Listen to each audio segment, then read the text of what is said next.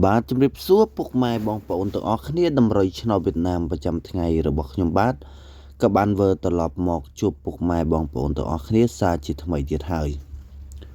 អញ្ចឹងតម្រុយឆ្នោតវៀតណាមប្រចាំថ្ងៃរបស់ខ្ញុំបាទថ្ងៃនេះដែរគឺថ្ងៃទី3ខែ2ឆ្នាំ2026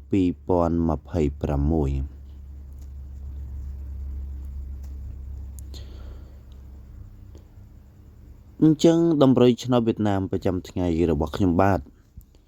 ក៏មានតម្រុយម៉ោង 1:30 នាទីតម្រុយម៉ោង 4:30 នាទីនិងតម្រុយម៉ោង 6:30 នាទីតម្រុយលេខអុកតុងគឺមានតម្រុយអុកតុង5អញ្ចឹងនេះគឺជាតម្រុយលេខអុកតុងរីឯតម្រុយលេខតូចគឺមានតម្រុយ4គ្រាប់តម្រុយលេខតូចគ្រាប់ទី1គឺមានតម្រុយលេខ55អញ្ចឹងនេះគឺជាតម្រុយលេខតូចគ្រាប់ទី1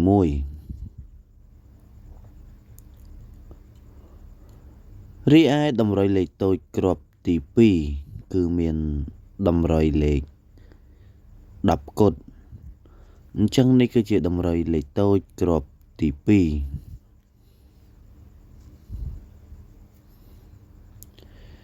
រីឯតម្រុយលេខតូចគ្រាប់ទី3គឺមានតម្រុយលេខ21នេះគឺជាតម្រុយលេខតូចគ្រាប់ទី3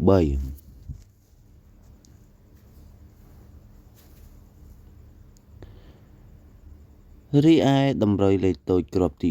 4គឺមានតម្រុយលេខ83នេះគឺជាតម្រុយលេខតូចគ្រាប់ទី4រីឯតម្រុយលេខធំគឺមានតម្រុយ2គ្រាប់គុណគ្រាប់ទី1គឺមានតម្រុយលេខ431គុណអញ្ចឹងតម្រុយលេខធំកុំភ្លេចគុណរីឯតម្រុយលេខធំគ្រាប់ទី2គឺមានតម្រុយលេខ983គុណ983គុណអញ្ចឹងតម្រុយលេខធំកុំភ្លេចគុណអញ្ចឹងសូមបញ្ជាក់ម្ដងទៀតតម្រុយឆ្នោតវៀតណាមប្រចាំថ្ងៃរបស់ខ្ញុំបាទក៏មានតម្រុយម៉ោង 1:30 នាទីតម្រុយម៉ោង 4:30 នាទីនិងតម្រុយម៉ោង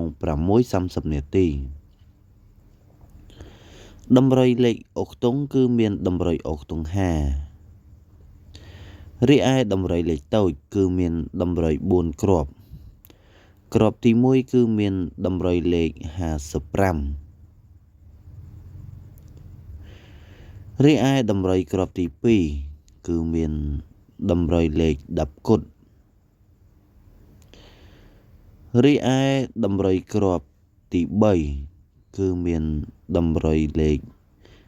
21រីឯតម្រុយគ្រាប់ទី4គឺមានតម្រុយលេខ83រីឯតម្រុយលេខធំគឺមានតម្រុយ2គ្រាប់គុណគ្រាប់ទី1គឺមានតម្រុយលេខ431គុណគ្រាប់ទី2គឺមានតម្រុយលេខ983គុណអញ្ចឹងតម្រុយឆ្នោតវៀតណាមប្រចាំថ្ងៃរបស់ខ្ញុំបាទក៏មានតម្រុយតែប៉ុណ្្នឹងទេខ្ញុំបាទក៏សូមអរគុណនិងសូមជម្រាបលា